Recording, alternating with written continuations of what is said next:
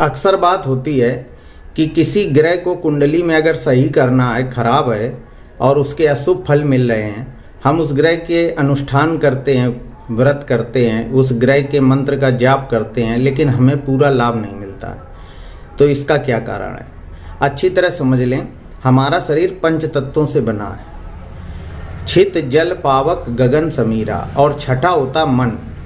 5 कर्मेंद्रियां भी होती हैं और छठा होता है चित्त।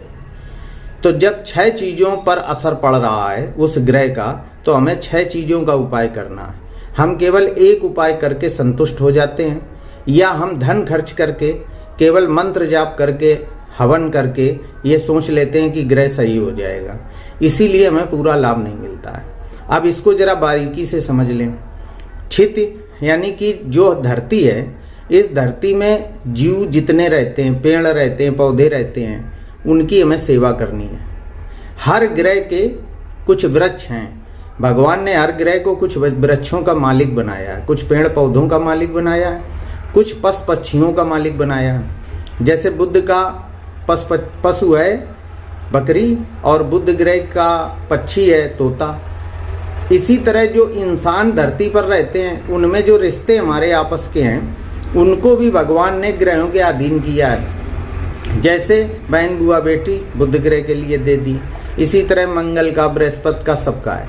तो धरती पर रहने वाले जितने भी जीव हैं, पशु पक्षी हैं, पेड़ पौधे हैं, और जो रिश्ते हैं, हमें उनकी भी सेवा करनी है। जो ग्रह हमारा खराब है, उस ग्रह से संबंधित की सेवा करनी है। एक तो ये बात हो गई। दूसरा जल। जल में रहने वाले तमाम जीव होते हैं। तो हर ग्रह को कुछ चीजें दी गई हैं, किसी को कछुआ, किसी को मछली, आदि आदि। वो तो कुंडली जब किसी की विवेचन की जाए तो पूरी बात बताई जाएगी। हम वीडियो में तो मोटी मोटी बात बताते हैं। तो जल में जो जीव हैं उनकी सेवा करनी है। जिस ग्रह को आपको प्रसन्न करना, उस ग्रह से संबंधित जो जीव जल में रहते हैं उनकी सेवा करनी है। अब पावक, अग्नि। तब आपको अग्नि में संबंधित ग्रह का जो समिधा है, जिसको हवन सामग्री कहते हैं, तो वो अलग अलग है। हर ग्रह की हवन सामग्री अलग होती है, तो वो अग्नि में डालनी, उसको हवन करना है। गगन। अब गगन ये अंतरिक्ष है। तो जब अंतरिक्ष में वो ग्रह रहता है, तो जिस ग्रह से आपको खराबी है, जिस ग्रह को प्रसन्न करना, उस ग्रह के मंत्र का जब जाप आप करते हैं, तो वो गगन में जाता है, अंतरिक्ष में जाता है, ब्रह्मांड में जाता है। आप केवल यही करते हैं, बाकी चीजें छोड़ देते हैं। फिर समीरा, वायु। वायुमंडल में बहुत से बैक्टीरिया हैं जो दिखाई नहीं पड़ते हैं, छोटे जीव। आपके पेट के अंदर भी हैं, धरती के अंदर भी हैं, वायु में भी हैं, पेड़ों की कंदराओं में, पत्तों में है, वो दिखाई नहीं पड़ते हैं। तो हर ग्रह, जो ग्रह आप ठीक करना चाहते हैं, उस ग्रह से संबंधित कुछ जीव अलग अलग हैं, क्योंकि बैक्टीरिया भी हजारों प्रकार के हैं।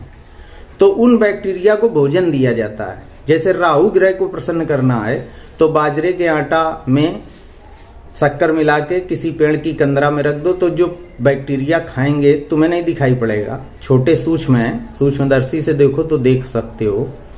तो वो बैक्टीरिया जब खाएंगे तो उस ग्रह से वो कहेंगे कि हमें मुक्ति मिल गई, हमें भोजन मिल गया इस व्यक्ति के द्वारा, इसे माफ करो। फिर है मन। आखिरी 6 बातें हमने बताई। 5 चीजों से शरीर बना और एक है मन, 5 कर्मेंद्रियां, एक है चित्त। अब चित्त में आ जाइए।